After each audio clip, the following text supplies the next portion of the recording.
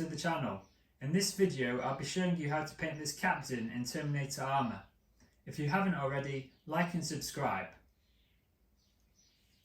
I'm also running exclusive online tournaments for Warhammer 40k each day.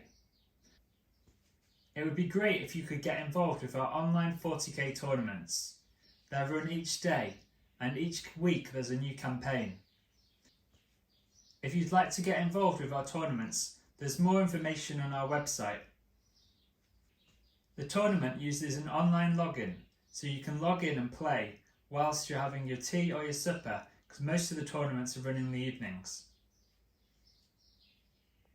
If you'd like to get involved with our tournaments, there's more details in the description below.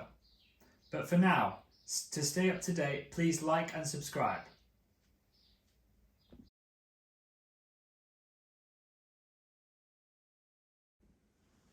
Hello, welcome to the video. In this video we're going to be painting the Space Marine Captain in Terminator Armour. So to begin with, I've undercoated the bulk of the model in McRag Blue, and then I've left off the shield pad which has been sprayed with White Scar. So I've now got Cantor Blue, and I've used an airbrush, and I've just gone for these angles that you can see here, and I've just, as you can see, very slightly shaded the miniature in Cantor Blue. So I've just used Drakenhof Nightshade, and I've just gone over the previous shade and done it on slightly further to the edge. Okay, so I've now gone over into the crevices using Drakenhof Nightshade, and you can just see that it's got a little bit more depth, and I've just manually done these in on them. Okay, so the next step was to highlight the armour in Kelgar Blue. As you can see there, there's a very faint highlight, which you can just about see is quite small. And then what we use McRag Blue to tidy up the line and keep it absolutely thin. Okay, so I've taken Blue Horror and I've added these very, very faint highlights, and it's not a full highlight. It's a sort of 25% highlight, and these are mainly at the corners. Here I've used Corax White to undercoat the cape, and the shield pad was already sprayed separately in White Scar. So I've used Corax White on the shield pad again, but then I wet blended it with White Scar. And I'm now going to give a second highlight of White Scar over the Corax White. I've now applied a few layers of White Scar to the cape, and then in the crevices I've just topped it up with a deeper shade of Corax White. It is still a white, but the Corax White gives a slightly deeper, darker white than the White Scar. This model has now been topped up with White Scar, and all the areas that are white, which weren't white before, have also been painted white. I added a transfer at the top right of the white shield. To do this, I dipped the transfer in water and then applied it with Lamian Medium. Okay, so I've added Corn Red to do the red square checks, and then on top of the Corn Red I applied Mephiston Red as a second layer, blending the two, and I've also painted in the blue checkered over a White Scar trim on the top left shield. So we've started painting the parchment areas here, and I've used Screaming Skull as a base coat. I've now mixed up Rakkar Flesh with Lamian Medium and applied it to each of the parchment sections. I've base coated the gold areas in Liberator Gold. I painted Retributor Gold into the recesses of the gold areas. I've now applied a highlight of Stormhost Silver to the gold areas.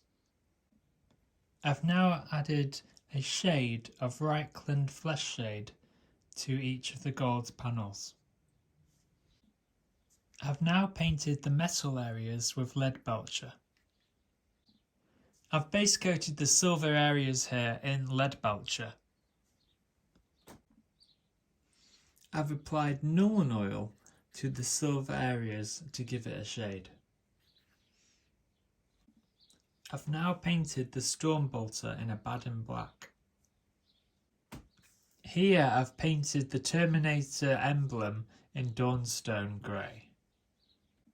I've now highlighted the emblems in Administratum grey. Finally, I've added a highlight of Corax white to the emblems. I've now painted the face in Kislev flesh. I've painted Cadia flesh tone into the recesses. I've now painted Bugman's glow into the eye sockets and between the hairline.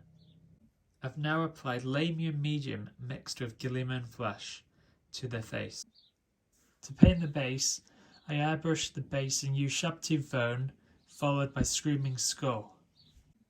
To paint the rock, I wet blended Mechanicus grey into Dawnstone and then into Administratum grey. I then applied a wash of Nuln oil. While the Nuln oil is drying from the previous stage, I applied Emperor's Children mixed with Lamian medium to the Tyranid area. Once the Nuln oil is dry, I dry brushed White Scar onto the rock. After the Emperor's Children wash is dry, I applied Pink Horror mixed with Lamian medium to the Tyranid area. I painted the Tyranid carapace in a Baden black.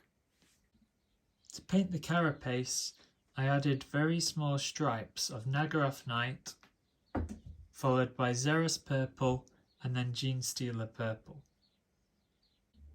I added Screamer pink mixed with Lamian medium to give the exoskeleton another layer of wash. I used Slanesh grey to highlight the edges of the carapace armour. I reattached the model to the base and I'm now ready to add some sand. I've now applied sand to the base with PVA glue. I've begun by painting the sand in Rhinox hide. After the Rhinox hide, I dry brushed Mornfang brown, followed by Tyrant skull. Finally, I finished the model off, rimming the model with Steel Legion drab and adding some static grass. Hi, welcome to the channel. In this video, I'll be showing you how to paint this captain in Terminator Armour. If you haven't already, like and subscribe. I'm also running exclusive online tournaments for Warhammer 40k each day. It would be great if you could get involved with our online 40k tournaments. They're run each day, and each week there's a new campaign. If you'd like to get involved with our tournaments, there's more information on our website. The tournament uses an online login, so you can log in and play whilst you're having your tea or your supper, because most of the tournaments are run in the evenings. If you'd like to get involved with our tournaments, there's more details in the description below. But for now, to stay up to date, please like and subscribe.